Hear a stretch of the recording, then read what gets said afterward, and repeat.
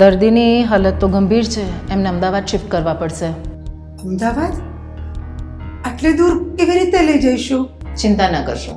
રાજ્ય સરકારે ગંભીર દર્દીઓ માટે અત્યાધુનિક સાધનો સાથે એર એમ્બ્યુલન્સની સેવા શરૂ કરેલ છે અને એની અંદર હાઈલી ક્વોલિફાઈડ ડૉક્ટર્સની ટીમ પણ હાજર હોય છે. ડૉક્ટર, તો આ એર એમ્બ્યુલન્સની સેવા લેવા માટે મારે શું કરવાનું? 108ને ફોન કરવાનો. તમે લગાવી આપી શકો કોલ? હા, શ્યોર.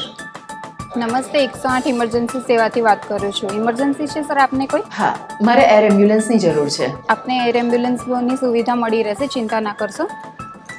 જે ચેતનાબેન છે, 35 વર્ષની ઉંમર છે. તમારા ડૉક્ટરને અમારા ફિઝિશિયન ડૉક્ટર સાથે વાત કરાવી આપું છું. હા મેડમ, ફિઝિશિયન સાથે વાત કરાવો મને. હલો. હા નમસ્તે ડૉક્ટર, હું ફિઝિશિયન બોલું છું. મને પેશન્ટની કન્ડિશન જણાવી આપો. હાજી, દર્દીને મેં તપાસી લીધા છે અને એર એમ્બ્યુલન્સમાં સફર કરી શકે એમ છે.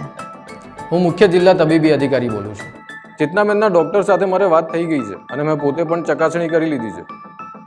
હા, હવે એમને અમદાવાદ એર એમ્બ્યુલન્સ દ્વારા લઈ જઈ શકાય છે. તમે જે મુજબ માહિતી આપી હતી એ મુજબ એને એરલિફ્ટ કરી શકાય છે અને એના માટે અમારા CDMO સર સાથે વાત થઈ ગઈ છે અને સરે અપ્રુવલ આપેલું છે. આના માટેનું આગળની કાર્યવાહી જેટલું જલ્દી બને એટલું ફટાફટ થઈ જશે અને તમને સામેથી કોલ આવશે.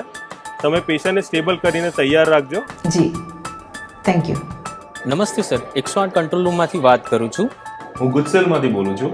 અમારી પાસે એર એમ્બ્યુલન્સની સર્વિસ માટેનો એક કોલ આવેલો છે, જેની બધી જ માહિતી પેશન્ટની અમે નોંધી લીધી છે અને એ આપને ઓનલાઈન મોકલી આપવામાં આવી છે. પેશન્ટના રિલેટિવ સાથે વાત થઈ છે અને જે પ્રમાણે વિગત મળી છે અમે એર એમ્બ્યુલન્સની વ્યવસ્થા કરી દીધી છે. સાથે સાથે અમે રોડ એમ્બ્યુલન્સ 108 પેશન્ટ માટે મોકલી આપી છે. ગુજરાત સરકારની એર એમ્બ્યુલન્સ સેવાઓ એરપોર્ટથી એરપોર્ટ સુધીની છે. એર એમ્બ્યુલન્સની સેવા વહેલા તે પહેલાના ધોરણે છે.